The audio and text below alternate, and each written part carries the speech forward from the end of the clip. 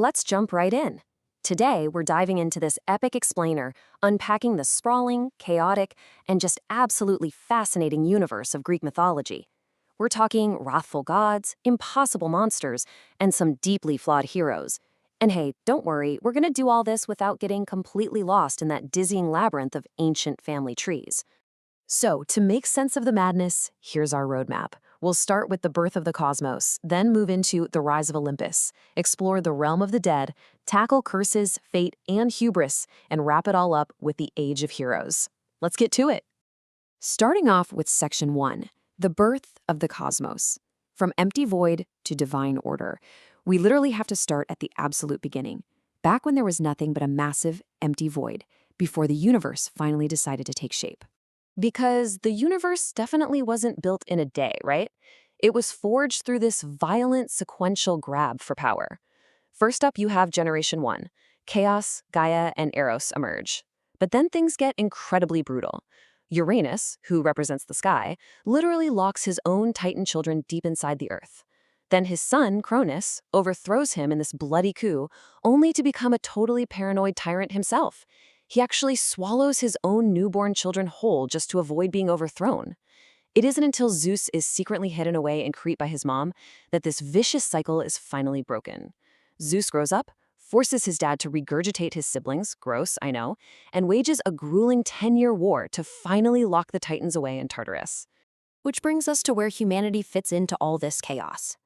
The earliest humans actually lived in a golden age. Think of it as a perfect paradise with no old age, no disease, no labor. But all of that crashed down because Prometheus stole fire from the gods to help us out.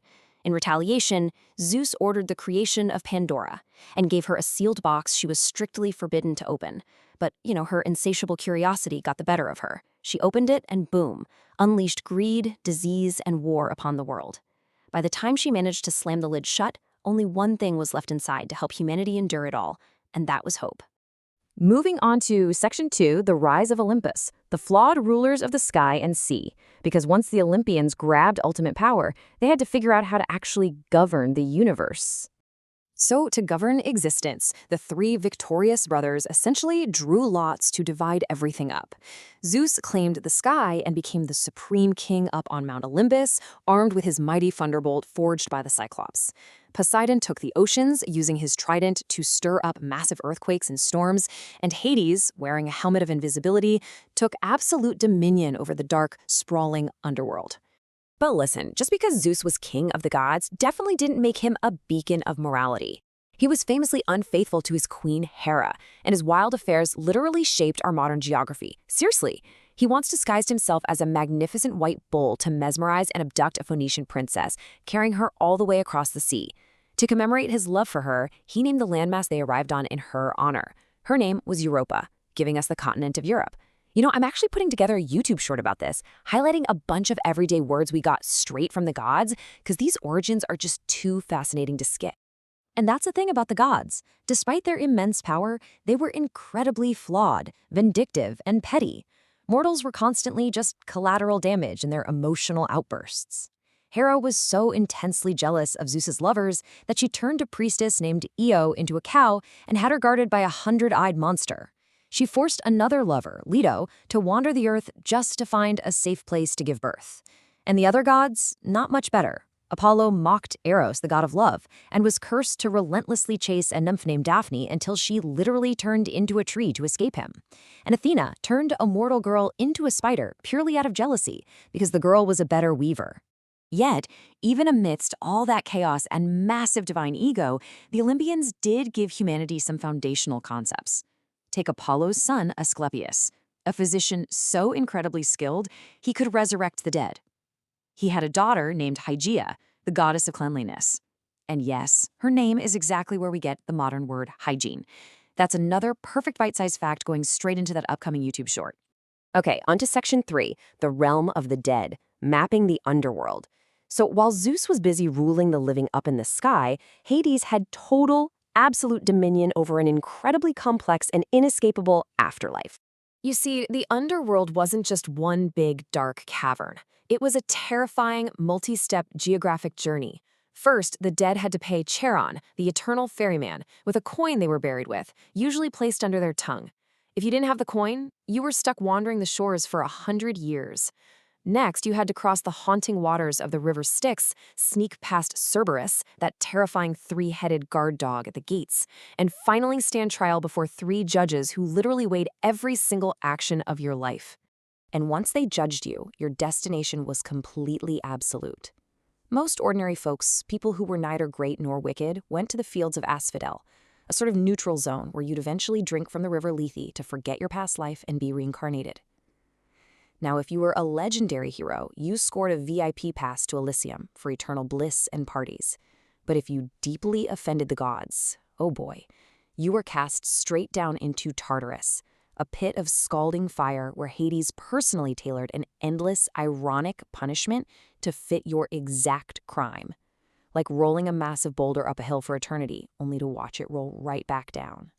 That brings us to Section 4, Curses, Fate, and Hubris, the inescapable mortal struggle. Let's pivot back to the mortals for a second.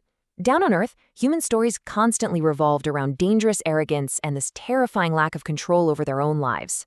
Arrogance, or hubris, was pretty much the deadliest sin you could commit. Take the story of Narcissus. He was this incredibly beautiful but incredibly vain youth. He was so cruel in rejecting his suitors that he was cursed to fall madly in love with his own reflection in a pool of water. He just couldn't look away, and he eventually died right there in despair. This intense psychological hubris gave us the modern term narcissist. It's a tragic story made even worse by the nymph Echo, who loved him but was cursed to only ever repeat his cruel, dismissive words back to him. I'm definitely adding that one to the YouTube short alongside Europe and hygiene for sure. But overarching all of this is a phrase that just perfectly captures the core reality of ancient Greek life. No mortal can outrun their fate. Up on Olympus, there were 3 ancient sisters known as the Fates. One spun the thread of your life, the second measured its length, and the eldest, and definitely the scariest, carried a pair of shears to cut it when your time was up.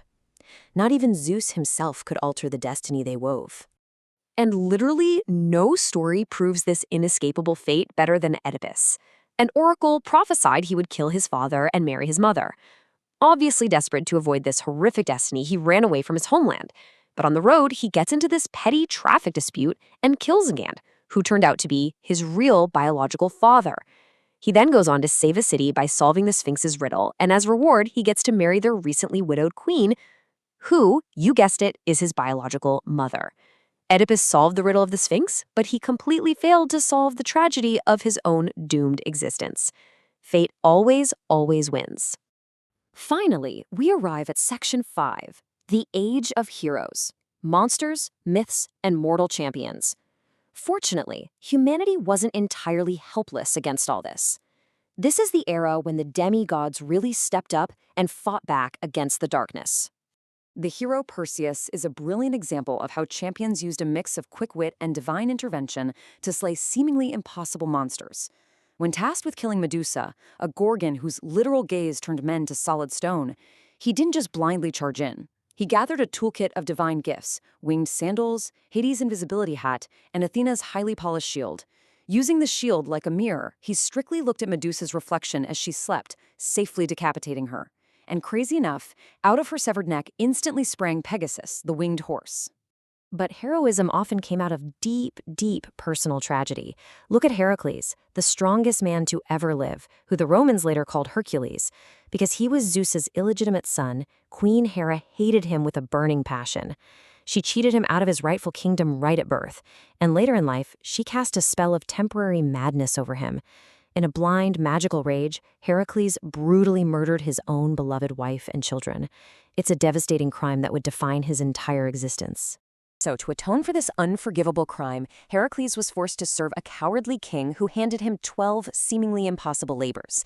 He strangled the indestructible Nemean lion barehanded and actually used its own claws to skin it and wear its pelt as armor. When facing the Lernaean Hydra, a massive serpent that grew 2 heads for every one you chopped off, he had his nephew cauterize the stumps with a flaming torch. And for his final trick, he marched right down into the underworld and wrestled Cerberus, the monstrous 3-headed guard dog of Hades, into total submission using entirely bare hands.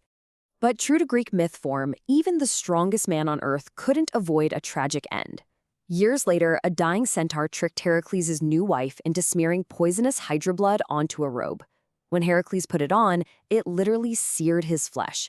The pain was so unimaginable that he actually built his own funeral pyre and begged a friend to light it, just to escape the agony. It was only then that Zeus finally intervened, pulling his son's spirit up to Mount Olympus and granting him true godhood. As this heroic age reached its peak, it culminated in what is basically the ultimate ancient superhero crossover event. A hero named Jason needed to reclaim his stolen throne, but to do it, he had to fetch an impossible prize, the legendary Golden Fleece. So he puts out a call and assembles the greatest champions alive in the world, including Heracles, the master musician Orpheus, and the twin warriors Castor and Pollux. Together, they sailed on a magically swift ship called the Argo, built with Athena's help, facing down lethal trials and monsters in one massive, legendary quest. And that brings us to a really fascinating final thought for this explainer. We've seen gods who throw jealous tantrums, curse mortals out of pure spite, and frankly act way worse than the humans they rule over. So if these deities were so deeply flawed, vindictive, and petty, what does that say about the ancient, brilliant, and chaotic human minds that wove this entire mythological tapestry in their own image? It's definitely something to ponder.